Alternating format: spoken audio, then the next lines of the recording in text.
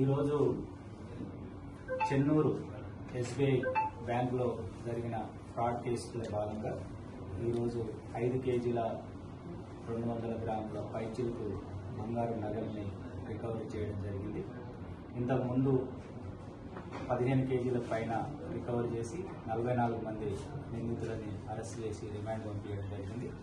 దానిలో భాగంగా 3 ప్రధాన నిందితులైన క్యాషియర్ నరిగే రవీందర్, కోదాటి రాజశేఖర్, వీరేష్ అనే వ్యక్తులని పోలీస్ కస్టడీకి తీసుకొని కస్టడీలో భాగంగా వాళ్ళని విచారించి ఈరోజు ఈ Muthoot finance, mini corporation, Manappuram లాంటి గోల్డ్ కంపెనీలలో పెట్టిన నగల్ని చట్ట ప్రకారం రికవర్ చేసి ఈరోజు కోర్టులో రిలీజ్ చేస్తున్నాము. ఈ కేసులో భాగంగా ఇప్పటి వరకు 100% రికవరీ చేయడం జరిగింది. 20 కేజీల బంగారు నగల్ని మనము రికవరీ చేసి బ్యాంకు వాళ్లకు డిపాజిట్ చేసినాము. ఈరోజు మిగతా కూడా కోర్టు ద్వారా బ్యాంకు వాళ్ళకు అప్పచెప్పిన తర్వాత కస్టమర్లకు అందజేయడం జరుగుతుంది. ముఖ్యంగా ఈ కేసులో చాకచక్యంగా వ్యవహరిస్తూ ఒక టీం వైజ్గా ఎఫర్ట్ చేస్తూ జైపూర్ సబ్ డివిజన్ పోలీసులు అందరినీ తీసుకొని, ఎందుకంటే ఇందులో దాదాపు 401 బ్యాంక్ అకౌంట్లలో కస్టమర్లు పెట్టిన బంగారం మిస్ అయిందని మనకు కంప్లైంట్ వచ్చింది.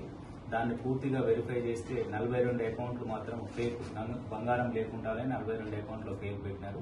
మిగతా 359 మంది కస్టమర్ల యొక్క బంగారు నగల్ని వివిధ ప్రైవేట్ మనీ లెండింగ్ కంపెనీలో పెట్టినారు. దానికి టీమ్ వైజ్గా చేసుకొని ప్రాపర్ డాక్యుమెంటేషన్ ద్వారా చేయడం జరిగింది. ముఖ్యంగా మనీ లెండింగ్ కంపెనీ వాళ్ళు హైకోర్టుకు వెళ్లి పోలీసుని రికవరీ చేయకుండా అడ్డగించాల ఉద్దేశంతోటి కోర్టులో కూడా పిటిషన్ వేయడం జరిగింది. కానీ లీగల్ అడ్వైజర్స్ తీసుకొని సజెషన్ తీసుకొని ఏసీపీ జైపూర్ గారు హైకోర్టులో ఉంటూ హైకోర్టులో కూడా కేసుని ప్రాపర్ గైడెన్స్ తోటి ఆర్డర్ తీసుకోవడం జరిగింది. హైకోర్టు ఉత్తర్వులు కూడా ఇన్వెస్టిగేషన్ అధికారికి సపోర్ట్ చేయమని వాళ్ళకి ఇవ్వడం జరిగింది.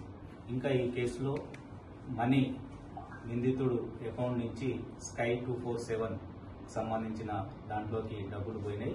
దాని మీద 69 అకౌంట్లలో మనీ ఎక్కడెక్కడ ట్రాన్స్ఫర్ అయిన దాని మీద కూడా డిజిటల్ ఇన్వెస్టిగేషన్ కంటిన్యూ చేస్తున్నాము.